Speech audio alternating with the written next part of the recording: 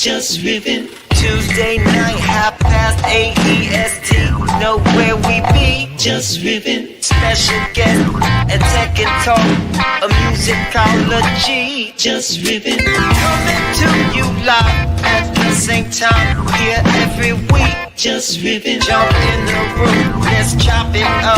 It really ain't that deep. Jus Riffin. What's up, everybody? Welcome back. This is another week, another Jus Riffin. I'm one of your hosts, Hefner. I got my co-host, Cookie Rabinowitz, in the building with us today. As always, per usual, drinking the REKT drinks. I forgot to get some ice, so I have my REKT drink here. We have a very special guest. First of all, this is a special time slot for us. We're doing it at 2 p.m. Normally, we do the show at 8:30 p.m. Eastern Standard Time. By the way, we're powered by Rug Radio as well. And REKT Drinks, let's go. We're not really powered by REKT Drinks, but we drink the REKT Drinks, and it gives us power and energy. So thanks for showing up, everybody. We appreciate it. We actually think that this time slot might be a good time slot, better for us and better for you, the viewer, so everyone can watch the show live, opposed to having to see it on repeat, whatever. So we're going to test it out. We're going to test the waters. Cookie, you ready for that 2 p.m.? Yeah, you know what? I usually don't get up till around 7:30 p.m., but I can make some life changes. That's what's up, man. You get up an hour before the show. I like your style, bro. I love it. Always repping the REKT. Always, dude. I think since Art Basel, the last Art Basel, they gave away hats. So they gave away the black with the Volt green, you know, and then they had the Volt green with the black lettering on it. I took this one. I liked it better. I got to see if I can get another one. And then there's an abstract chain, a REKT hat with abstract I want to get. I would love to have wearing, hanging up, whatever. Just, you know, repping it up as hard as I can. Very cool. My girl stole mine from the Miami, the one I scored in Miami. My girl stole it. But I don't wear hats anyway because I think it's good for the kids to show my follicle challenges. You know, it's a good message. You let the dome breathe a little bit. I feel you. So, all right. So we got an awesome guest today. We have OSF, Ovie. He is the man behind REKT Brands, REKT Drinks, REKT Guy. You know, so this is an awesome time for us to have him on our show. They just released a new REKT drink for OpenSea. With OpenSea, in conjunction with OpenSea, I should say. It doesn't taste like salt water, guys. It doesn't taste like salt water, but we're going to bring him up. Ovie, welcome to the show, my man. Hey, Hef, I just want to add, oh, sorry, my bad. Okay. I got so excited because REKT hit an all-time high. REKT hit an all-time high today, too, I think, too. So I just wanted to shout that out because I have a couple of them. So nice. You know. Just a couple. Right. Just a couple trillion. Yeah, a couple trillion. I got one. 1 trillion? No, just one. I only have one. I couldn't afford any. I'm just kidding. I'm kidding. Welcome to the show, man. Welcome. We met you. I met you 2 Art Basels ago when you had hair, longer hair. And I think it was before, it might have been before REKT Drinks, actually. You guys, it was before REKT Drinks. Right. Yeah. Before, yeah. So, okay. So, man, let's get this thing popping because we know we have short time with you, a short amount of time. So you go from, like, I want to just go back before getting into NFTs, before the REKT Guy NFT. So you and Mando, I know you guys were in finance. You guys were doing that. Was it stocks, bonds? What were you guys doing at that time? We traded credit, corporate credit. So that includes bonds, it included credit default swaps, but it was all corporate stuff. So it was actual companies, not government debt, if that makes sense. Yeah. How do you shift from that, though? Because that's what you were doing before. And were you still kind of doing that as you were doing REKT Guy, as you were drawing and trying to figure out what to do here? Yeah. So I used to make a lot of digital art when I was younger, when I was like a teenager, and then I stopped doing it for many years. And I then kind of just like got into crypto, and right after COVID, like lots of people bought Bitcoin, bought ETH, got into NFTs, started collecting NFTs and trading NFTs. And that's when I thought, oh, maybe I should just try like the art stuff I used to do.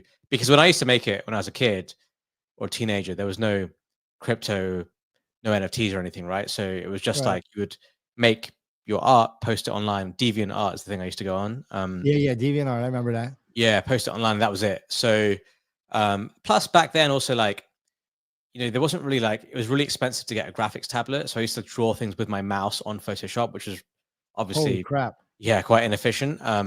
And I was always like, oh man, it'd be so cool if I could draw digitally. And obviously now you can just get an iPad, which is not too expensive, and draw stuff. So yeah, kind of collecting and trading NFTs and seeing all these digital artists in the space kind of gave me a bit of inspiration to just try my hand at it again. But you know, it was still only something I was kind of just like fucking around with, really. Like, not, I didn't really mean for it to become anything big. Now, when did the excitement happen when you, with the skull and the hoodie, like, you know, how did it like, you know, REKT Guy, you're doing this, you get back into it. And then all of a sudden, like, first of all, people were selling NFTs. There was a mint price and so on and so forth. You did this completely free. I missed the boat because I'm always late. I ended up winning one on FOMO Hour. God bless. And so I'm happy to be in the REKT community, you know, REKT Guy community. I've always wanted to be in it. I was trying to get a Cookie to give me one without asking him, you know, but I ended up winning one. So that's great. But so what was the purpose, you know, and the excitement behind the skull and the hoodie, and you doing this for free, completely free for anybody that wanted to mint it? Yeah, so I made it a skull skeleton character because I was working in my old job at the time, and I guess the idea, like the ideology behind it was sort of like, hey, here's like a really highly functioning person, but they're sort of like a bit dead inside or a bit soulless because you've just kind of like sold your soul to the corporate world. And I think that that's how I felt. I also think that defines quite a lot of people these days. A lot of people of my generation, perhaps not Gen Z, but definitely my generation, you kind of go through school and then you're coached into getting like a good job, which pays well, but then you're on salary, you get compensation in like, you know, deferred stock, deferred income, you end up getting a really expensive mortgage, and you just get trapped into this like corporate world, and you kind of like lose, I felt like you lose a bit of your soul, really, because you spend so much time on work. So that was kind of the inspiration behind the character. And I made it free because, you know, like I said at the beginning, it was just something I spent my evenings and weekends doing. It wasn't ever meant to be like, it was a side quest, not even a side quest, like a side quest. It wasn't something that I was focused on or anything that I thought would become big, but I was making art pieces and it was a recurring character within those pieces. So I just thought it would be cool to make it a PFP, but it was free because I just didn't want anyone to have any expectations of it. It's like, hey, this is just like a random piece of art I've made in my spare time. We actually even specifically stated no roadmap or anything like that. And it was just really meant to be a bit of fun. You know, I started teasing it and it took months to actually make. And I think by the time we launched it, there was obviously a lot of hype around it already, but it was the same thing, really. It was like, we're going to keep it free and zero roadmap and zero expectations, whatever. It's just going to be a piece of art. And, you know, that's and it's worked out immaculate, right? Like up to this point, because there's very few founders that are left from that early 2021 that are still actually building, you know. I mean, look, you're rolling with Abstract. Abstract is another brand that maybe have not been around, but Luca behind, and Michael Lee and Finn and those guys that are behind Abstract, they've been building for a long time period, right? Faruq and Loxley and the whole Rug Radio, Myriad, Destan team, and you roll with them too, right? So, and then you got you guys, and then Mando now has something new. There's very few founders that are actually really, really doing stuff that has sustained. This REKT Guy, NFT and brand and community is one of the strongest that I know in this space, right? And I know that it's going to get bigger because as the drinks are selling, you get bigger, better distribution. The drink becomes global, and it's the first drink in what I want to call like our community here, right? Like Web3 community. It's the first brand drink, and that I think is just amazing. It's a testament to who you are as a person, as a businessman, and really what you've built and the people that you surround yourself with to help make this thing successful. I know you didn't see it this way. You were doing it just for fun. kind of like when we're musicians, we're making music. We don't necessarily look at it for the music, the money aspect of it. We're just making the music anyway, you know? So this is just awesome. Now with this, have you thought about ever going back into finance? Nah, I mean, I enjoyed my job for a while, and I think I learned a lot from it. I don't think I would be able to do anything I was doing now without having had that as training, if you like. I think it's prepared me for a lot of different things in this world. So I'm definitely very grateful for it. But you know, you get to a point where you just feel like you can't work for other people, and you have your own ideas, and you want to go out there and be able to spread your wings, so to speak. And being in that sort of environment, it's very difficult to be entrepreneurial. It's very difficult to take big risks and do cool shit, really. So I hope I would never have to go back. I hope so too, man. I hope you can stick Yeah. with this and keep building with it. Did Exactly. you have any expectations? Like, what was the thing? What was the reason behind the drink? I mean, you virtually probably could have did anything. Why choose a drink? Yeah, so we wanted to have an in real life product because the whole goal was like, how do we feel like REKT is really strong as a brand. We feel like it's something that lots of people can identify with, relate to. So how do we make that much bigger outside of just the crypto world? And in order to do that, you need to have some sort of like real world product or attachment or something people can like actually understand, you know. Like when I was explaining REKT Guy to my friends or family before the drinks, it's like, how do you even explain it? It's like, oh yeah, like it's really cool. There's a massive cult, there's a bunch of guys in a Discord. Like, how do you can't really, it's not tangible to the normal person, right? So we felt like we needed to have something that was easy to explain. And look, the guy's drinking a drink, and that's one of the reasons why we picked drinks, and because it kind of made sense with the imagery. And the second reason is, you know, if our goal is to get the REKT brand in as many places as possible, drinks are really cheap to manufacture, easy to mass produce, and we can just, you know, get a ton of them out there for relatively low cost. And that, you know, you can view that as a marketing cost, but that ends up proliferating the brand in a massively, you know, efficient and effective way more than we were doing before. And I'm sure we'll talk about this with you guys, but you know, you guys know the numbers, right? We sold almost 650,000 cans now in the last, whatever it is, 6 months. That's 650,000 times someone's going to drink one of these with like a big REKT logo on it. They're going to like see the can, touch it, even taste it, and that's going to have an impact, right? So that's kind of like the whole idea behind drinks, I guess. Yeah, you know, it's something because when I first heard, you know, I've been following along on the whole REKT journey since pretty much before I was born, actually, you know. But you know, with this specific REKT journey in general, when everything was going through different phases, and you announced you were launching a drink, a beverage, I thought to myself, this is a terrible idea. Because it's like, it seems like the market, the people that own the market share that are so like, you know, aggressive, and it'd be hard for a new company to come up. So I was like, oh no. And then I got the first REKT can, and I drank it. I was like, this is really good. I don't drink alcohol. But then I started, you know, since I ordered a shitload of the stuff, started bringing it everywhere.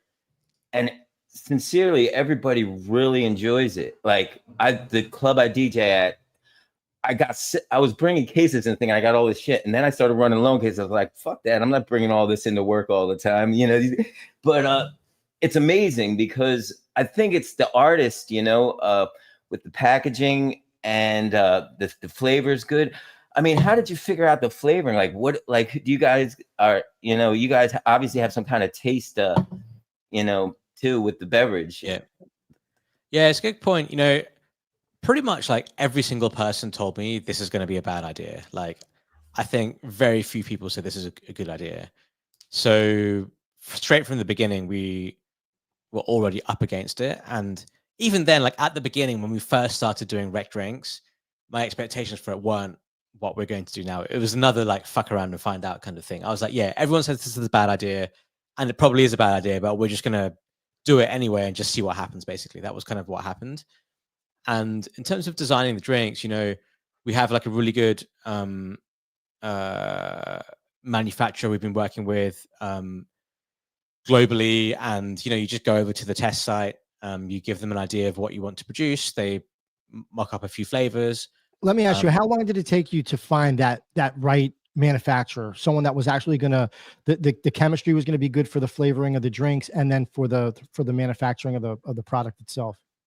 Yeah, it takes, so it's two-part. I think the people we had who designed the recipe and everything, they were the first people we went to, and they were really good. That was just like a day zero thing, and we got lucky there. I think we had a connection within the drinks industry who came on as an advisor from the beginning, and that was a big help. And so that person, that team is really good, and they've been responsible for all the flavors that we've developed, alongside Mia, who's kind of spearheaded that side of things as well. And in terms of manufacturing the actual cans, so filling the cans, we've had a lot of trials and tribulations there, and we had to go through a few different guys in the UK and then a few different guys in the US, and we've had issue. The very first production we did, which literally it says REKT Drinks first edition, like on those cans, there's original liquidated lime drinks, and we were meant to have 15,000 cans. They lost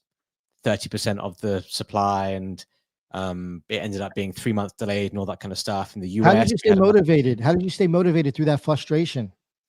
It was hard, man. Like, I think when we started doing this, before we had even made the first batch of drinks, there were definitely times when I was like, shall we just give up? Shall we just fuck this and do something else? Because it was so time consuming for very little reward. It's you just speak to all these people who in an industry, and no disrespect to the beverage industry, but an industry that operates very slowly. Like in crypto and finance, in tech, people act fast, people act quick, people act with urgency, maybe because they're more incentivized by, the money you can make in those industries. Maybe it just attracts a different type of person, but people act fast, and you're very used to instant gratification and things getting done quickly. And that's how I've always operated. If someone says, "Oh, shall we do this?" then my thing is okay, let's do it. When can we do it? Let's do it now. Fail fast. I love it. Yeah, let's do it now, and let's move on to the next thing. That's how I always operate. And that's how, when you're a trader, that's kind of what you do, right? This trade, next trade, what's the next trade? That you're always doing that. Whereas in this industry, it's let's have a chat. Okay, cool, let's do this. And then no one does anything about it for about 3 weeks. A lot of talking. Yeah, so much of our time, I feel even now, sometimes it's still spent chasing people. It's hey, we had this conversation yesterday, let's do this now. And you just don't hear back from them for 2 or 3 days. Then they're out of office. You know what I mean? In our industry, I'm never out of office. I don't have an out of office on my email. I'm always reachable. And if it's something that's important, I'll be there to respond any day of the week, any time of the year. But and this is again in an industry where people are, oh, it's the summer, we're away for 2 weeks. I can't reach my boss. It's just it's very slow moving. Yeah. And that style of that pace was very off-putting to me. And I was just do I have the patience to go through all of this? And we definitely had many moments where we just felt like calling it quits because it was just so painful. It was getting blood out of a rock. Really, it was very painful. Yeah, and a lot of people they don't realize that people from the outside looking in, the amount of work that goes into creating a brand, period, but let alone that to manufacture a product, find the right people to make the product for you, the trials and tribulations, the testing, the losing of cans, the frustration, the discouragement, all that stuff makes you stronger, obviously, and going to, make people like me that is looking into the company and investing in the company like you that much more, because of the amount of, vigor that you're putting back into it, even though that sometimes things do get frustrated with a drink like this. And we've seen it before with vitamin water, where they get bought out by Coca-Cola for $4 billion or whatever. Is this part of your exit strategy? Are you looking to get it picked up by a major and then, move on to something else? I know it's in the infantile stages of the business itself, but shit, it could get picked up on the next flavor that you put out. Who knows, right? I think you can't think as a founder, you can't think like that. As a business owner, you can't think like that. I think you should be building the best thing that you can, the best product that you can, doing the best marketing that you can, delivering the most value to your community that you can. if day one you're like, I'm going to make something and try and sell it, I think your head's in the wrong place already, right? I think you should be building the best thing that you can. If something happens down the line, maybe it happens, maybe it doesn't. But like, I'm not focused on how do we gear this thing to get acquired. Like, I'm focused on, okay, let's just achieve REKT world domination. Like, that's my goal. And that's how we're thinking about it. That's that's the same thing with music. It's like if you make music to try to get money for it, it usually sucks, or any kind of art. Right. And really just comes back to an artist's perspective and business with a good business mind. I think it's a dangerous combo. I'm interested in when you're talking about excuse me, sorry, I just burped on a little bit of REKT drink right there. It's working, man. But when you are building this stuff and you're putting to the community this whole flywheel concept that you put together, and it's something that when you look at it, it seems like the obvious way to build something with blockchain technology. And I haven't seen I don't think I've seen any projects doing it quite this way. And I'm wondering how you came up with that, like, and if there was like regulation stuff that was a real pain in the butt, and just how it all kind of works together. It just seems like a really finely oiled machine, Yeah, we're not the first consume to earn type project, right? I think there's been tons of stuff out there. I mean, as far as like with a physical product, though, like yeah, true, yeah, that's true. But maybe we're one of the first there. I don't know. I just feel like Web3 works really well because people like to get rewarded. And my observation was that stuff like Yuga Labs and Bored Apes, it did really well because people were like, well, if I own this ape, I'm now getting this airdrop and making this bit of money from it, or like this. And I'm not really like that feeling of like not being a consumer, but being more of like a part of the community and kind of like a stakeholder in what the project is doing. And I think sometimes people got confused between that and like an equity-like instrument, and they're definitely not the same thing. But people are always like, oh, well, it's not equity, so it's worthless. I think those two things aren't mutually exclusive. And I think I believe I found a way of spending the last 4 years now in Web3, finding a way to pitch that so people understand it in this whole thing as a brand coin, which is what we're saying. And people, you had that sort of two ends of the spectrum, right? One end of the spectrum is like, oh, this is a meme coin, zero utility, it's just a meme, nothing, blah blah blah, and whatever. And that stuff has obviously done really well in the last year or two. The other end of the spectrum is like, oh, this thing has utility. It's you can do this, this, and this.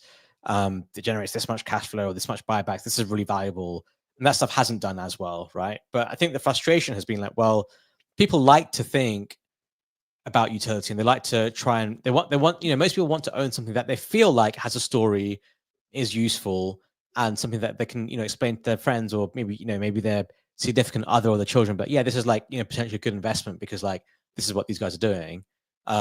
So I think people want to have that feeling, but they want to have the performance of like the meme coin stuff, which they haven't had because of various reasons. Like I think one of the biggest issues with most projects in the space is like founders make coins so they can like make something with a really high market cap and then eventually dump on people over the next few years. And that's why they get VC investment, and they also end up, divesting their ownership over the next few years. And those things are always doomed to fail unless you have built something that's like catches fire, or some product that's really good, like Solana, for example, when that first came out. So I think that's where that's where all these like pain points have been. And what I felt was like, well, in Web3, something that you can do unequivocally is build IP or build a brand very quickly, because people will join you and they will ride or die with you if you make them a bit of money. If you reward them, people will always be there with you, right?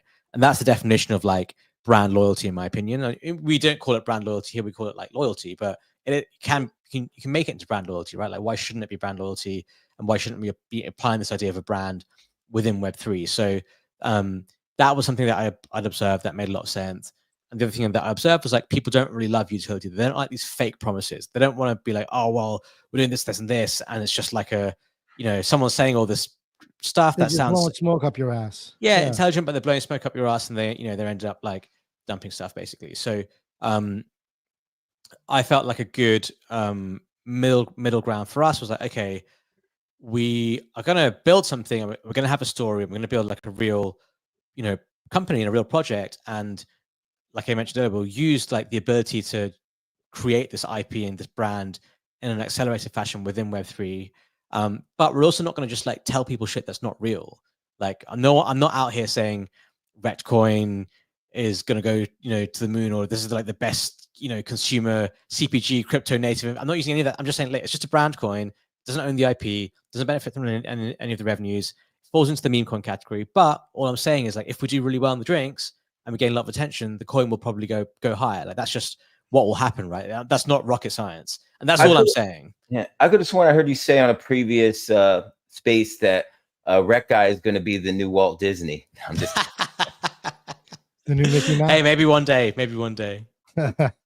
I want to know, since you mentioned rewards in there, and people do like to obviously ride with a company if they're going to have a chance to make money too. So you have equity that you're giving away. You've got drank points, which is rewards. What surprised you out of all of this? Like, to give away the rewards, like what was the biggest surprise, and what was the real reason behind doing it? Was it to get the people more involved, the community in that sense more involved, or is there something more to it? I know it's really hard to believe because there are so few good actors in the space, but it genuinely makes me happy to see like other people win or other people make money.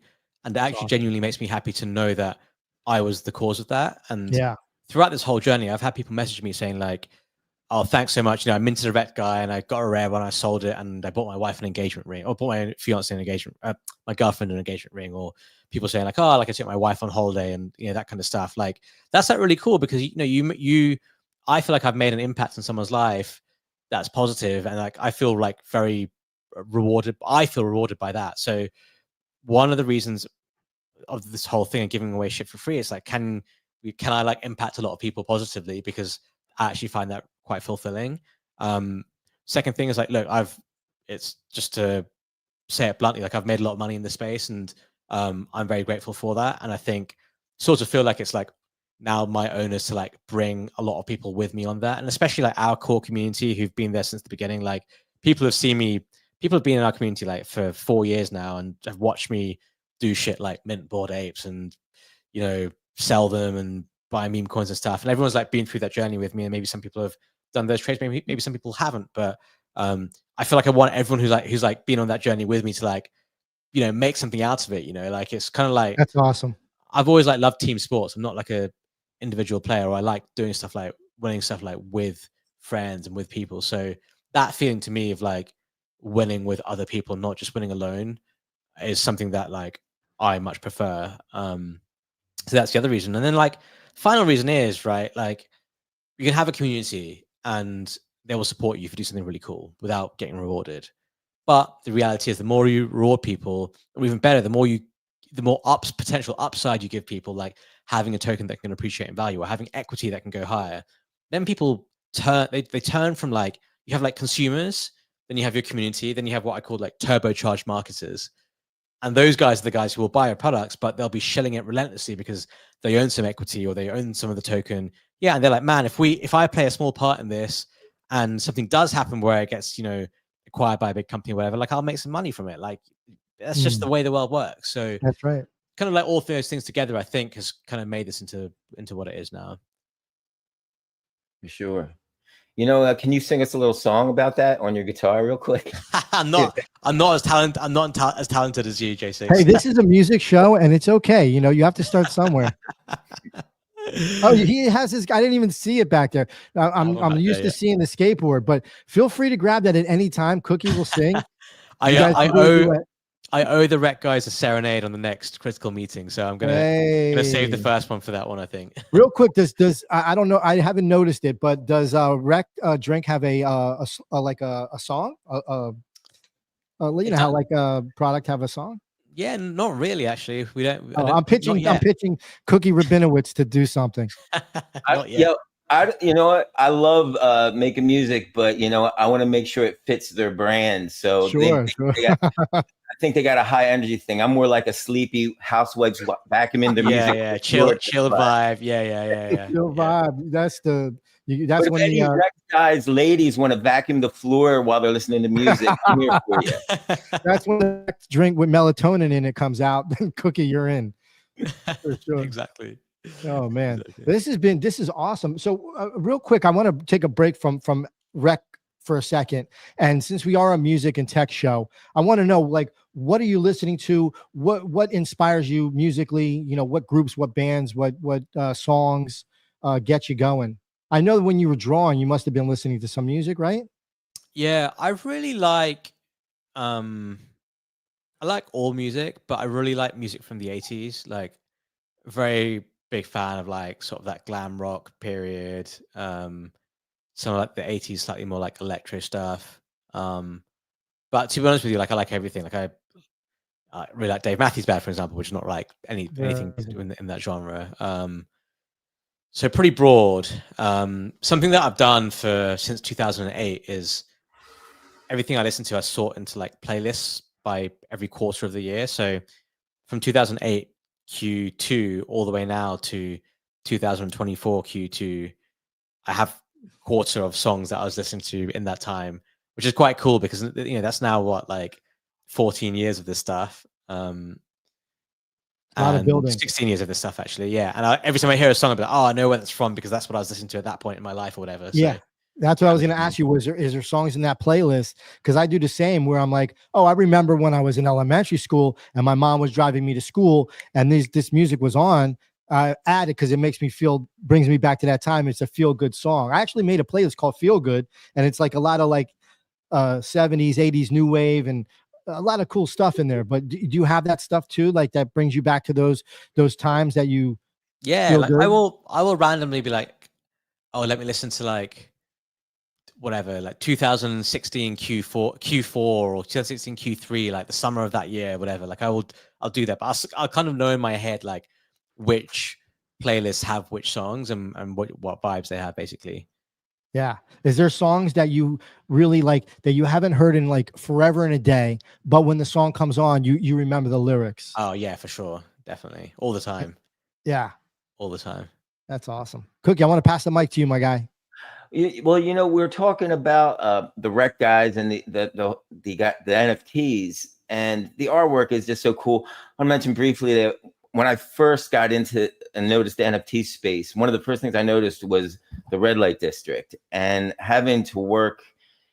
I've worked in bars and clubs, DJing in some unscrupulous places, just that art really resonated with me. And at the time, I just got into the space, and I saw it, and I really resonated with it, and it was like 0.2 ETH, and I was like, fuck that. But my point I'm making is, but then REKT Guy came out, and I had the opportunity to get a similar style of that art, and I did. And back then, NFTs were all making the IP play. Once again, I'll joke around with the next Walt Disney type of thing, which obviously REKT Guy would never be. But when I saw that art, I was like, this is really cool. But I also thought it was really weird, not necessarily weird, but that people would use another, like a general IP for their individual IP. And REKT Guy has since then kind of, I guess, moved out of that, because now REKT is a brand. It's like, it's not like, hey, everybody take this NFT and do your own thing. Like REKT Brands has this thing. And I guess what my question is, there were some things, like there were some domain names, like you could get your ENS, your ETH ENS, which I did, the .REKT Guy NFT or .REKT Guy ETH. And are there any plans to do anything, spin anything up with that type of logic with the NFTs themselves?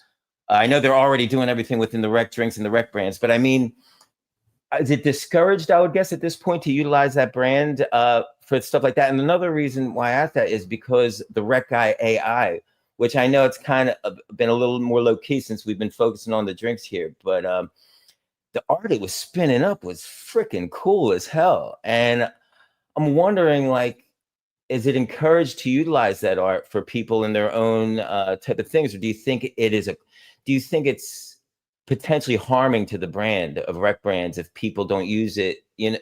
Could there be a conflict there, is what I'm asking. Does that make any sense? Yeah, I don't think I think there's sort of like two parts of this where originally, REKT Guy was just like a CC0 project, and it was just sort of like, there's no IP or anything here because it's just like whatever, it's just fun. And then, and it still is like REKT Guy still is CC0, but obviously like, the REKT logo itself and the REKT brand itself has various trademarks, etc. So that's a bit more of a different play. And I think the two things can coexist. Like I think, generally speaking, I'd encourage people to make like REKT content, REKT art, REKT derivatives, and that kind of stuff. Because my opinion is that proliferates the brand, right? Like someone makes Rolex don't go out there trying to stop all fake Rolexes, right? They probably want people to make more fake Rolexes because it's free marketing, and that's generally the way I view it. Now, if someone is like making fake REKT drinks and trying to sell them in a country, that's bad, right? You have to crack down on that kind of stuff. So it really depends on, I think, the spectrum of what's being done and what they're doing. And I think, look, REKT Guy AI is a very experimental thing. I'm really bullish on the AI space, and I think AI clearly is not going away. So I wanted to have like a foothold in it, just so if it takes off, we have something in it. And it's been good, like we feature on all the AI agent market share, mind share, all that kind of stuff. So I think it's been good to have. And just because the drink stuff has taken off so much in the last few months that and we don't have a dev for the AI stuff. It's just me who's been doing it. I've had less time to spend on building and maintaining that. But it's something I would like to get back up and running for sure. I want to ask you in regards to the AI too, like what personal traits did you give the AI, and why is that like that fun, playful fan vibe type of thing? Why does it matter to you? Yeah, so I kind of wanted it to be not serious, like a bit delusional. It's funny. Yeah, one something I put in it was like it's drunk half the time, like it's always at the pub drinking and stuff like that. Wanted it to be friendly, like encouraging kind of thing, but not in a way that's cringe, just in a way where, I don't know, like I sort of like imagine that's what I would be if I was like drinking beers. If I was like 18 and I was drinking beers and I was just like on my laptop, like that's kind of like how I would be or how I would type. I guess that's maybe the inspiration for it. Yeah, it's just meant to be fun. It's just meant to be something that like I think people enjoy talking to and get a good response from, I guess. It is fun. It's always fun, when it's like, even with like say ChatGPT, because it's AI, obviously you could have a full-on conversation with it if you wanted to, quite frankly. With having AI, where does it go from here? Like, and first of all, let me back this question up. What did you build the agent with? What was it was on virtuals. It was on virtuals. Yeah. Now, did you do it yourself, or did you hire people to do all the heavy lifting for you? No, I did it all myself. Wow. And how was the learning curve of trying to figure out how to make it work? Yeah, it was fine. Virtuals are pretty user friendly, I think. I trained an AI model on my artwork and stuff as well, and then got that going. Like wrote the custom function for it. We had a bit of help from you always I get stuck, and then I ask around, and eventually like someone has the answer for you. So but this day and age with ChatGPT, everything is so easy. And I've done a lot of coding before. Like I learned to code when I was really young, when I was about 13, because just that's what my dad did. And then I've kind of used it on and off through my life. But I understand like the logic and how to code. But now because of ChatGPT, it's just so easy. Like if you understand the logic and like code architecture, all you need to do is like put it in ChatGPT and it will tell you what you need, the syntax. So you just got to know what to ask. You got to know you have to know how to prompt. Ask it. You have to know how to prompt. Exactly. That's the most important thing. You literally can get anything you want. This is, I believe in it. I use it on a daily basis. I know Cookie, you use it too on a daily basis. It's like having the smartest assistant, like, right there for $20 a month. For sure. For sure. And I mean, just on that topic, this is a really great time for people who like OSF and yourself and I and many that know some coding, but we may not be master devs, because if you put the input in there to ChatGPT, usually what it spits you out, even the errors, like you can understand them. Oh, this is just the wrong path or whatever. And what it gets wrong, you usually know yourself, was what I found when you interact with ChatGPT on the coding. Like, it doesn't usually get the hard stuff wrong. It gets the simple stuff that you might not have clarified when you were interacting with it. And, yeah, God bless ChatGPT, and or AI. I think it's great for creative people. It's not going to rob, artists. Definitely an enhancement. It's going to reward artists and give artists powerful tools that usually you'd have to like spend hours and hours or thousands and thousands on development and developers, for. So yeah, it's cool stuff.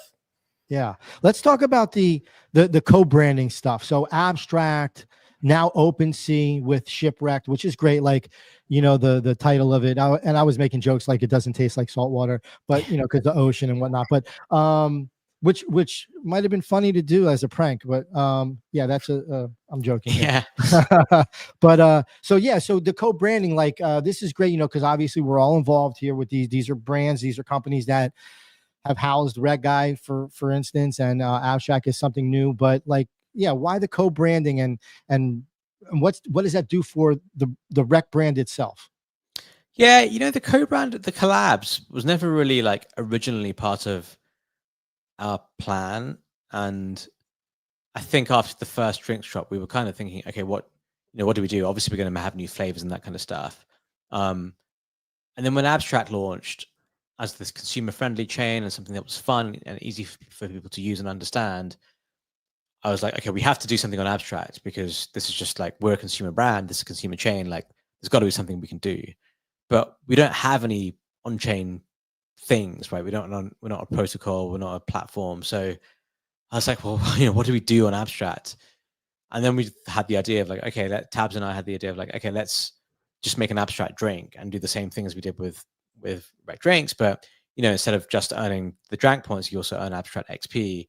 And we felt, at least with the drinks, it's a really fun IRL, like social tool where people make a ton of content. You can have it at your events and everything. It's a very, very powerful thing, I think, for social engagement IRL. And so we just asked Luca, like, hey, do you guys want to do this? What do you think? And he was like, yeah, for sure. Like, and then that ended up going really well. It was like I thought it would go well because the Abstract community is obviously like, crazy strong, but it was like way above my expectations, like how well it went. And after that, we just had so many people reach out wanting to do collabs. So OpenSea was the next one. Originally, we were talking to them about like doing some REKT Guy AI stuff on OpenSea, but we're just like, well, hey, we're doing this Abstract drink, it's going pretty well. Like, do you want to do an OpenSea drink? And they were like, yeah, sure. So, and we ended up selling that on OpenSea itself. So that's how we came across that. So it's kind of like, it kind of happened organically, I would say. And they've been going really well. Honestly, since then, we've had so many people reach out, like some pretty big like projects reach out as well. And we'll have some more stuff coming this year. And it's now a case of like, okay, we can't do every single collab. We have to sort of like pick and choose.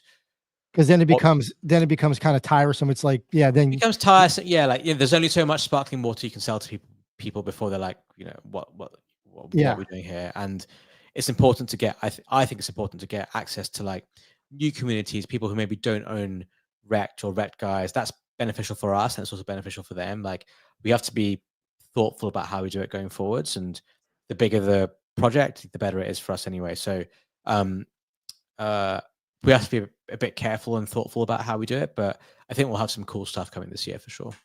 Speaking of that, normally you go buy a Coca-Cola product and it's Coke. They have Coke Zero, Diet Coke, Sprite, I don't know, Crush, all these different flavors, but they consistently put these flavors out. So REKT drink number 1, is it still being distributed? REKT drink number 2, the Abstract drink, is that still being distributed? And then so on and so forth. Are they going to be continuous? Like once they sell out, like now all the owners have them, are they still available to other people if they want to consume? Or yeah, so far we've been doing these limited editions and then they sell out. The plan is to go down more of a traditional route later this year. So I don't know if we'll keep every single flavor that we do, but the good ones we will. So liquidated lime will definitely have as a flavor, abstract apple for sure. And honestly, the shipwrecked flavor with open sea is a really good one too. So I think there'll be a point. My goal is like at some point later on, when the time is right, we just have a normal Shopify store where you can just buy REKT drinks, probably without the rewards and everything, but you just buy the drinks because you like the drinks. Probably have it on Amazon as well, so it's easy for people to acquire. We'll be in supermarkets, stores, have normal distribution, wholesaling, all that kind of stuff, and 7-Elevens, convenience stores, Wawas, convenience gas stations. stores, gas stations, yeah, all that stuff. So like that's really important, I think, for the brand to get bigger in like the normal world, if that makes sense. And if we can get a good distributor, then suddenly it goes from like, okay, we're doing hundreds of thousands of cans to like millions of cans to tens of millions to hundreds of millions. Yeah. And that's when you get really big, right? So that's the eventual goal. But it's just finding the right time to do that, because when you go down the distribution path, you give up most of your gross profit margin, right? Whereas right now we keep all of our gross profit margin by selling D2C from our website. So we want to get a good deal with a distributor where it's beneficial for us. And Sure. the more we grow now, before we do that, the better a deal we can get. So it's just about finding the right time and the right people to work with, I think. Yeah, I think it's great. This is awesome. Go ahead, Cookie. Oh, I was just wondering. I hope I'm not putting the carriage before the horse, but can you tell us more about this June 19th stuff that's going on in LA? Yeah, it's going to be a big thing. We've been working on it for a while, kind of putting the pieces of it together, and it's not around an NFT conference or a crypto conference. It's just going to be like a REKT thing. And yeah, it's going to be one of the biggest moments and most important things for us so far, I think. And, see if we can pull off what we need to pull off. So is there anything that you could tell us about it, or is it all in secrecy? It's all in secrecy. We'll have some more information about it soon. I mean, June 19th is next week, so it's not that far away now. So people will find out about it soon. If anyone's thinking about coming in the REKT community, or anyone really, I definitely advise coming. We'll do some good events and stuff for people who turn up. And is it a free event, or people have to pay to get in? What can you tell us about it? No, I don't think there's going to be any like major cost to it or anything like that. Like all of the events that we've done are free for holders and stuff. So yeah, that's all I can say. But yeah, pretty soon we'll be able to release some more information about it. I just want to shout you out on your events too, because I made the one you did in NYC. I think it was in 22 or 23, I forget, but it was wild, man. Like I DJ at a strip club every night, and that event was wild by my idea of what's wild. It was cool, man. You guys just really threw a great party, and so thank you for that. Yeah, awesome. Glad to hear that. Hell yeah. So I want to know about the coming up with the flavors. And have you ever thought of like running a contest for your community, like for them to pick the flavor? But you having these like late night brainstorming sessions, and like, how do you come up with the flavoring of it? And then does it make you, when you come up with a flavor, how excited are you to like taste it? Yeah, it's fun. We just, we do a lot of product development discussions and brainstorming with regard to flavors, and we come up with some ideas, and we go over to the lab and try and make them into a reality. So we've done we've been pretty busy on the product development side, and we've already developed like another 6 or 7 flavors, I think. Some of which are pretty cool, actually, like some pretty cool stuff that I think we'll have coming over the next few months. And yeah, having community involved could be a good idea, like a community driven flavor or whatever could be interesting. But to be honest with you, I think we're a very small team, and we're just so busy that sometimes things like that just take up more time than it's worth. And I think in my opinion right now, the way I see it is we have a ton of momentum, and it's a really good opportunity to make it into the big leagues. Like that's the goal. That's what I think. That's the opportunity set right now. And I genuinely think we can do it, but we have to be laser focused. Like we can't just be going around doing random side quests and stuff for fun. Like we have to have our eyes on the target and go out there and execute it. So I think sometimes we have a bit of back and forth with the community because people have ideas and think, why don't you do this? Or why don't you listen to us and that kind of stuff? And my response is always like, no. And this is my idea, or this is Tabs' idea, or this is Mia's idea, or whoever it is. And we're going to go out there and execute it. Because if you start thinking about other things, it costs you time, you lose direction, it increases uncertainty at the end of the day. And these are all, by the way, these are all things that are bad if you're a trader, right? Like in my opinion, when I trade stuff or invest stuff, you have to have your thesis, you have to have conviction behind it, and you go all in on it, and then you run it. And then when you realize you're wrong, then you stop out. But for us, things have been going in the right direction. So I don't see any reason to stop out, so to speak. And we have to have conviction behind what we're doing. So yeah, like there's a million ideas you can think of if you're not involved in doing it day to day and come up with and say stuff. But, you know, we have the goal. I think I know what we need to do to get there. I'm sure I know what we need to get there. We just need to do it. And right now, every hour, even every minute, seriously, I'm not just saying that to say it, but it's counting right now, because behind the scenes, we're doing so much to get things done on time so we can roll stuff out quickly and move on to the next thing and keep going, right? And keep the momentum going and keep the energy going. And, you know, if you cost yourself a week in just thinking of some random idea that wasn't on, you know, on your playlist, so to speak, then it just, you lose it, right? And I think that's where a lot of NFT projects have messed up, to be honest with you. Like people have said they're going to do one thing, they've done something different, they've lost direction, and they spread themselves too thin, listen too much to the community. Like at the end of the day, this is not a DAO. This is not a community. Like, yes, the community owns a piece of it, but this isn't a community-led project. This is me and Tabs and me, and this is the REKT team that's leading this thing. This is not a decentralized thing. This is a company that's centralized, that rewards its community, and that's how we've intentionally set it up, and that's the way it always will be. So I'm very conscious of that, and I'm very headstrong about that. And I think if people disagree with it, you sell your REKT, guys, sell your REKT. Like that's why we have a market. You can buy and sell. Yeah, if you agree with it, then buy into it. But that's the vision. Yeah, that's what we're pitching, and it's up to you if you want to buy into it or not. But we're not changing it for people, if that makes sense. Yeah, you're not. I totally understand. I think that's smart.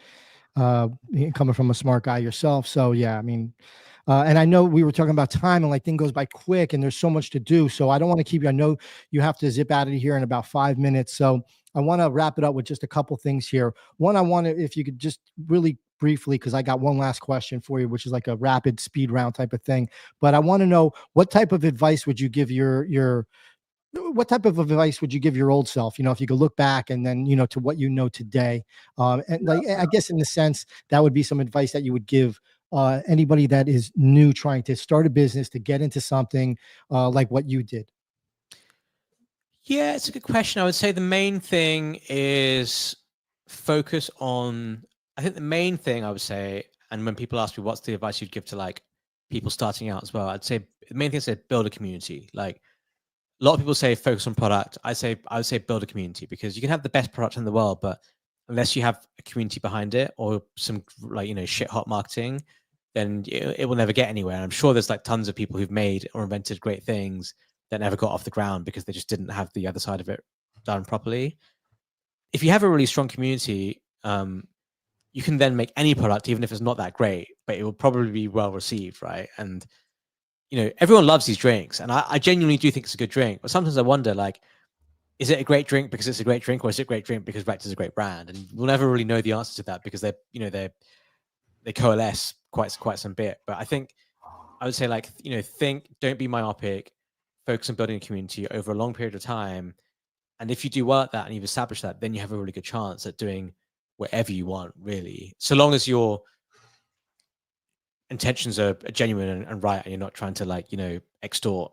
So That's right. or extract even is the right word there. So yeah, that's the biggest advice I'd have, and that's what I would give to myself. That's kind of what we ended up doing, but not consciously. It was just kind of like naturally. I think we never forced anything, because I just never thought anything was there. But in that time, obviously, we showed up every day and stuck around, and you know, we built that community. But at the time, I didn't really know what I was doing. And you know, there are ways I could have maybe made it more efficient, I guess. So But at least you have that knowledge moving into the future, which is awesome. So, all right. So I want to end here with like this like fun lightning round type of thing. First of all, what's your favorite on-chain moment since you've been in this space?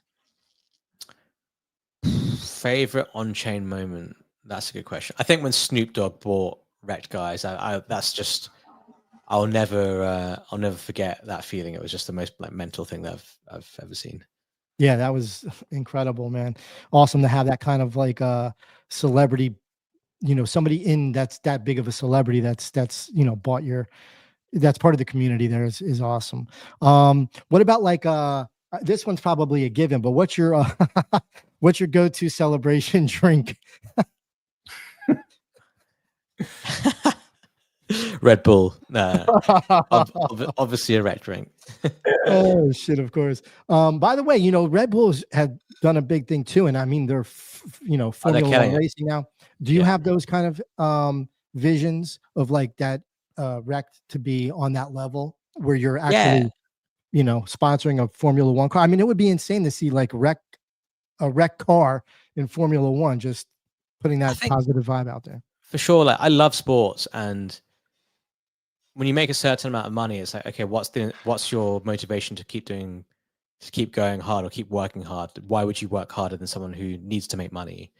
But I think one of the things that motivates me is like doing like cool shit. And I love sports. Like I love football, boxing, golf. Like I'm not a huge F1 fan, but I'll watch it. And I think just being able to do like stuff in that world, which is, a very natural place for us to market in and promote and have products in. I mean, look, it gets hot out there. People need to drink. Exactly. In all sports anyway. Yeah, for sure. Okay. And then one last thing here is who pisses you off lately? Who's really, really, pissed you off that who are you fighting next in crypto fight night? That's my next question. Who's the next victim? I don't know. Like I haven't been. Sometimes there'll be people in the timeline who piss me off or who I disagree with. But to be honest with you, I just haven't been like on Twitter that much. I've just been so busy that I haven't really been like up to speed with all the drama and everything. So I'm generally not someone who gets like that easily pissed off by specific people anyway. So I love it. Yeah, generally, no answer to that really. All right, I'll just make up something. I'll just say Tabs just to. Tabs, bro. I'd love to see you and Tabs in the ring, with Sims the referee.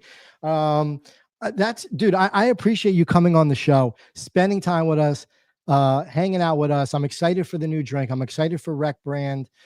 Happy to be part of the family, part of that ecosystem as well, the REKT Guy ecosystem. I want to pass the mic one more time to Cookie as we're wrapping up with you, Ovie. I thank you again, man. Hopefully we'll see you soon in the future. Cookie, the mic is all yours. I just wanted to really quick thank you so much, Osef, Ovie. Rug Radio and REKT Radio got me pretty much all of my stake in this space. I had, anyway, you guys have given me the hope in hopium. It's great. It's great watching you guys grow, and I'm glad that I've got to see it from its early inception. So thank you so much. Yeah, awesome. Right. I appreciate you guys having me. I need a new hat, and we need some shirts, bro. I wear this hat. I'm telling you, Ovie, I've worn this hat. And Cookie, Mark, you can tell me if I'm BSing. Tell him if I'm BSing. I've worn this hat every show, not for any reason, just because I like the hat and I love the brand and I love what you guys are doing. But I've worn it every show since Art Basel, the last Art Basel. Okay, but I need a new one, dude. I'm wearing it out. I need a blue one. We will. We'll have some more stuff coming for sure. Sure. Excellent, dude. Thank you again, bro. We greatly appreciate it. Have a wonderful day. Tell Tabs we said what's up as well. Will do. Cheers, guys. Thank you. Peace. Bye. So awesome to have OSF stop by. Very cool. Very cool. Yeah, and we got some drinks. That's right. I want to thank everybody also for listening to Jus Riffin. We're here chilling. We're going to stay for a little bit longer. Normally we do the show from on Tuesday nights, 8:30 p.m. Eastern Standard Time. And I just realized today, as Cookie and I were talking before the show, that this might be a good time slot for us, 2 p.m. So if you think 2 p.m. works good for you so you can watch our show live, please leave a comment. Let us know.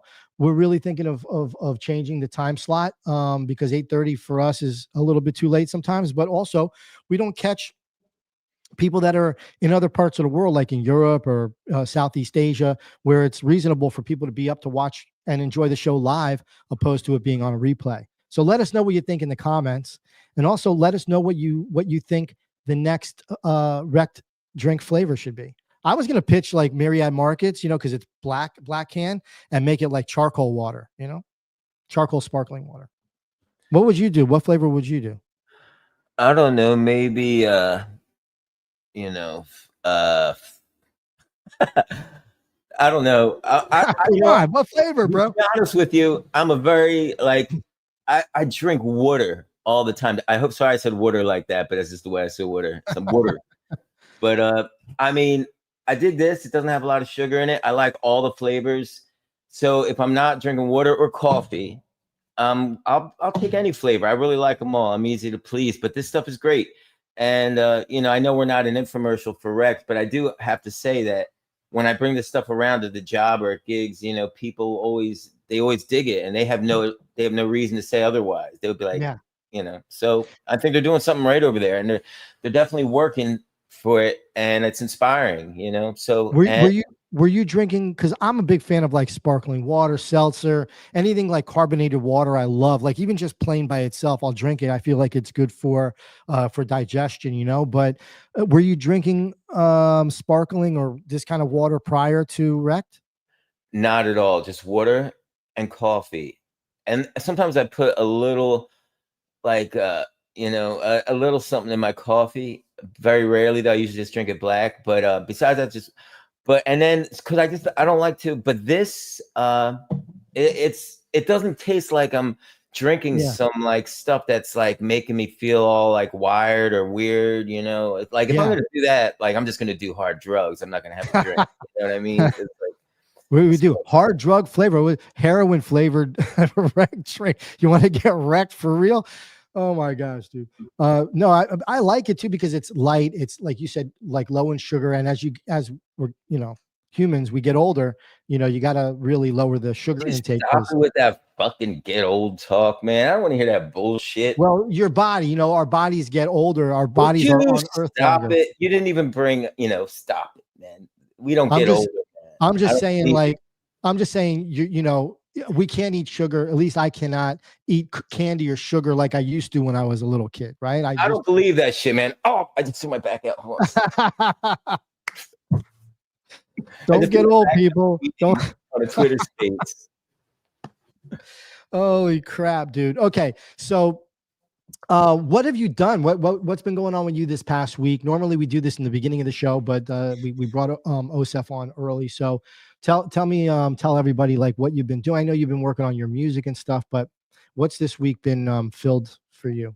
Well, I think we've both been working on similar stuff, and we're talking about it on the show, and I know probably people are sick of hearing of this shit at this point, but just the fact that like a hack, and not as in a good hacker, like a hack coder like me that knows very little, but some of the basics, can pimp out ChatGPT to spin me up, a website using React, using Node.js, CSS, HTML, MySQL, DB tables made in ChatGPT.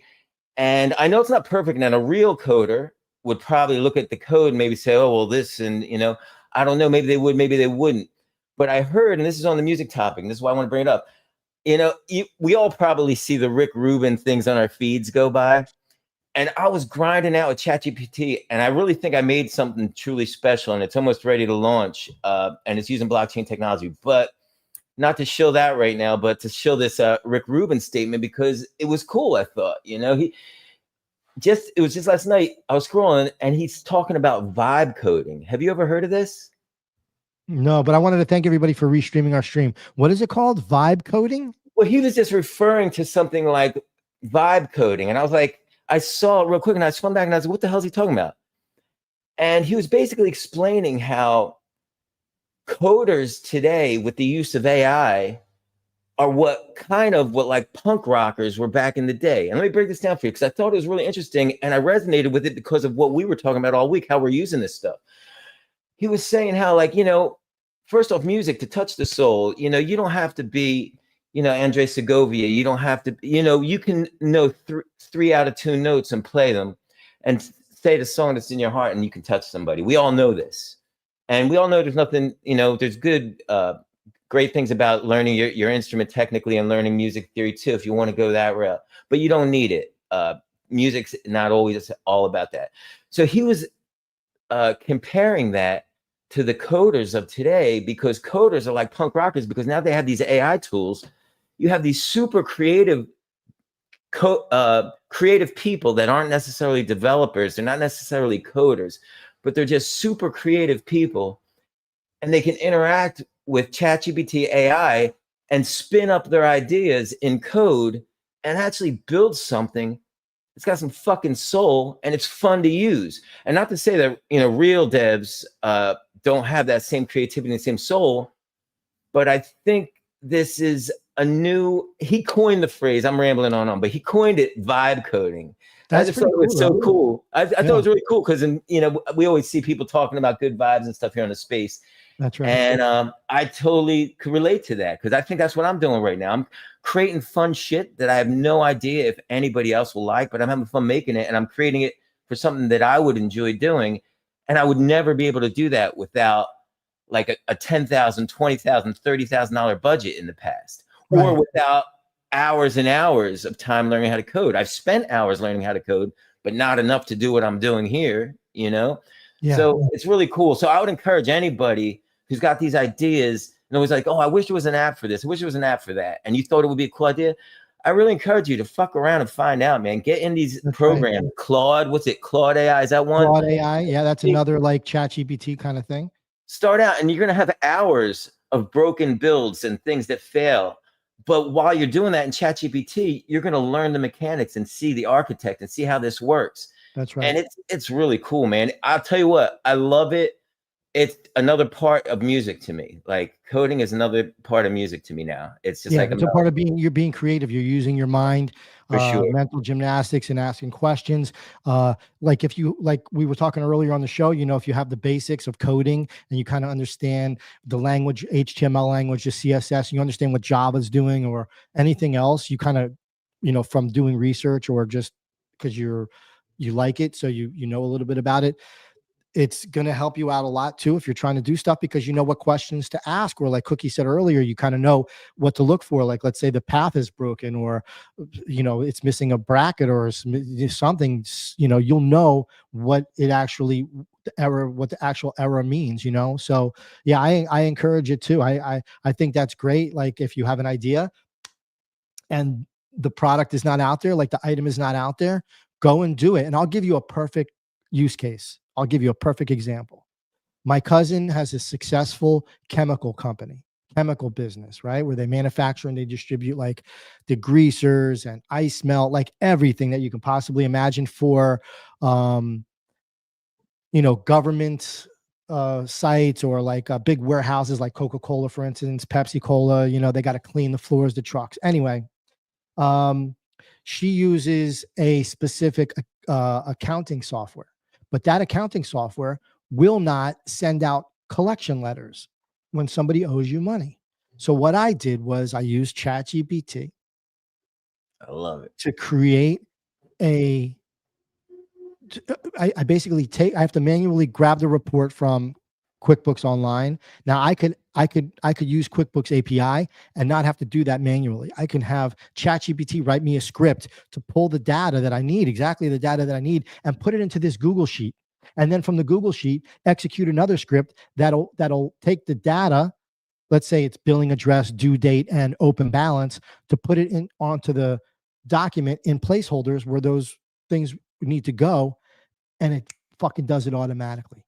Now, this is something because I was frustrated that I couldn't find an app, part of QuickBooks Online, that does this. QuickBooks Online, which I think is Retardio's cousin, that it doesn't do that for their clients, like allow you to run a report and then who owes you money, create a custom letter. But to make it a long story short, I created this app, if you want to call it, with ChatGPT, because I kind of knew what to ask. But if I didn't, and I kept looking and looking and looking, I would have never known how to do it. And I'm saving my cousin thousands of dollars every month, because if she had to hire like a lawyer to do this or another company to do that, what do you think they're going to charge? Right? That's a lot of work to do, to build a script, to write a script, to execute the scripts, then to print the letters out, print the envelopes out. Come on. So yeah, I'm with you, Cookie. If you got an idea in your head, use these tools that we have at our fingertips nowadays. There's no excuse. There's no excuse not to execute these days. Like back in the day, we'd all come up with all these ideas, and some of us, myself included, would a lot of times not execute properly. I don't think there's any excuses for that shit anymore. If you got an idea, make it fucking happen. Do it. Even if we say it today too. What's that? Even if it crashes and burns, and just think of another idea and execute that one. Yeah. I hear a lot of people say this today too. Oh, if we had YouTube when we were kids, or if we had, bro, you got AI now and you're here now, utilize it. So that way in 10 years, you're not like, oh, well, I wish I paid attention to it, or don't wish anything. Just go and do it. That's it. Make it happen. Drink a REKT drink and make it so. For sure. Dude, I'm happy that we were able to get this dude on the show today. And we're basically a music and technology show, but from time to time we have artists on the show. Like we've had Adam Tasik on the show, we've had Coldy on the show, and other artists. We do music artists, music execs, and here is a brand exec, Ovie OSF from REKT Brand, REKT Drinks. So we'll talk to anybody. That's the part of the show. It's Jus Riffin, because people do it every day. They might not do it on our show, but we're always just riffing. Yeah, we're just here for a good conversation, folks. So if you're feeling like talking about something, reach out to Hef in the DMs. Yeah, reach out to Cookie. Just blow his DMs up. He doesn't get much love, so hook him up. No, I get no love, but that's okay though. As long as you love me, Hef. Everybody DM Cookie Rabinowitz, man. At J6C6. I had a couple of wallet trainers DM me over there. Yeah, that's usually what you'll get. I think I turned off DMs from people that I don't follow, to avoid the BS, because I was getting a lot of like. Is that why you're not getting my messages, man? Probably. I'm not following you anymore, man. The weird funniest thing is like, people will be like, oh, I need help. My family, this, that, or the other. Send me money. I'm like, what? Who does that? Who's got balls to do that, bro? Who don't to do it? Don't read that last message I sent you, man. Oh shit, dude. So next week we have another awesome guest that's music related. So we have Jeremy coming in from lemonade.ai. I think they spell it LEMONAIDE.ai. If you're into music and you make music, look them up. They create music software. And recently, and we spoke about it on the show weeks ago, they sent us copies of this, and I was messing around with it the other night because I took your advice, Cookie, and you were like, even if you just do a 3-minute thing, just get it, just do it, just make the music, just get the idea down, which is what I did.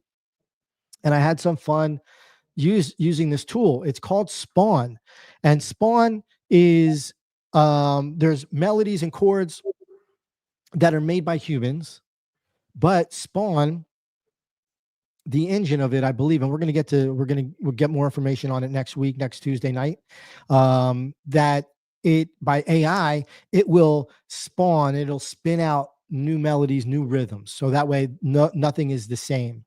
And it's all license free. You can use it. You can make your own music. What I do is I use that, and I also tweak it in Ableton. I tweak the sounds. I tweak everything to make it even more on top that it would never be duplicated. You can never duplicate what I created. So we're going to have him on the show next week, which I'm excited about, because I really want to learn more about what they do, what they've been doing, where they've come from in the sense of the music software that they've made prior to the latest, and who's using it, what real producers are using this, and what kind of fun stuff are they making. I just think all this stuff is fun. AI, it's brought a new hope. Like if you were a homebody and you're not into going out, AI is the thing. You're gonna never ever be bored, ever. Right on, man. One thing real quick I want to add on that. Minton shared that post. Did you see it? And it was really interesting. Yes, Timberland's creating pop stars, AI pop stars. So I really don't want to talk about right now, just because it's been an hour show. But I think this is something we can cover on the next show. We can talk about a little bit, especially because Spawn's going to be on the show. Maybe we'll dig into that if he has some. I don't know if he has anything out there. I read the article, but I don't know if he actually put out stuff with it yet. Did you listen to any of it? I have not. I mean, saw the thing. I think it was today I saw it, or I don't even remember, today or yesterday. You talking about what the thing that Minton tweeted? Well, the thing that Minton posted, it's Timbaland. Yeah. What's Timbaland doing? It's on Suno, and they're basically creating robot pop stars. Yeah. I mean, look, it's all about fucking around and finding out. Timbaland is a real producer, as we know, Timbaland. And so why not? He's I like Timbaland too. Like, he always looks for new producers. He's got his podcast, and he'll play the songs, listen to them, critique them, have people come on. It's very, very interesting, and it's very cool, especially if you're a producer coming up and you want to get some affirmation, or you want to know from a Grammy Award-winning producer, someone that's been around music his whole life, to get some feedback from him. I think that's awesome, and I don't know what it is that he's doing with it, but why not? Why not fuck around and find out? Like, it's definitely time to experiment with all this shit. And we all have our own values and ways we perform and create. But at the same time, I think the same people like myself, who doesn't necessarily want to create my music with AI, I still want to experiment and use the tools and learn about them, because it's just, I think it's part of evolution. It's our responsibility to be aware of all these things that are coming out and experiment with them, whether we use them for our output for public or not. I think to internally learn them and learn about them is all I'm saying. That's right, dude. That's what it's there for. And if you can make something from it, so be it. I think this is the most important thing. All right, dude, I think we can wrap up our Jus Riffin for today. I actually like doing this in the daytime. I'm not yawning. Me too, man. I tell you what, I do like this time slot a lot better. Usually by the time of night we have it. Anyway, I don't want to run the show any longer, but this was I still got another good half hour before I need my afternoon nap. Dude, you got the whole rest of the day in front of you. Are you kidding, dude? Are you joking me? I love doing it. If you guys like us doing the show at 2 p.m. in the afternoon, please let us know. Leave a comment. Also, if you liked the show today, please leave a comment. Let us know what you liked and maybe what you didn't like about it. I mean, we're not going to hate on you. That's for sure. We might send our AI, or what are they called? AI assistants, agent. We might send our AI agents, to attack you in some way. But no, I'm playing. I'm only joking. But no, for real, we love feedback and anything that we can do better. Or if you want to see a special guest on our show that we haven't had on yet, we're not afraid to reach out to them to bring people on the show. That's 100% sure. So yeah, we do this every Tuesday night, 8:30 p.m. Eastern Standard Time. We will be back next week at our regular time of show, which is 8:30 p.m. On the Eastern Standard Time. And then I think, we might just change everything up and put everything to 2 p.m. The last Tuesday of every month, we do what's called a community jam. And that is where we allow people to come up on stage with us and hang out. And we just all talk as a community about personal stuff, about things that are happening on the timeline, things that are happening outside of the timeline. Yeah, just a full out, community jam for everybody that hangs out with us. And if you don't hang out with us and you want to come and hang out with us, it's the last Tuesday of every month. So we'll see you then. Our show is powered by Rug Radio. We love those guys. Faruq, Loxley, Sims, even Sims, man. Even Sims, dude. No, I'm playing. I like everybody over there. So thank you very much, everybody. And to everybody that was in the chat and people that retweeted, REKT fam, so Opportunist, 2160, 21. They restreamed or retweeted the room, reposted the stream. So thank you guys for your support. Thank you everybody that's been here with us, riding with us. Abstract X, YouTube. We'll see you next week. Let me just put this. Let me just put this up. I hear the dogs. The dogs are barking. Someone let the dogs out. All right, Cookie. Love you, man. Peace out. We'll see you soon. Thank you so much, everybody, for tuning in. Just Riffin. Tuesday night, 8:30 EST. Know where we be. Just Riffin. Special guest and tech and talk. A musicology. Just Riffin. Coming to you live at the same time. Here every week. Just Riffin. Jump in the room. Let's chop it up. It really ain't that deep. Just Riffin.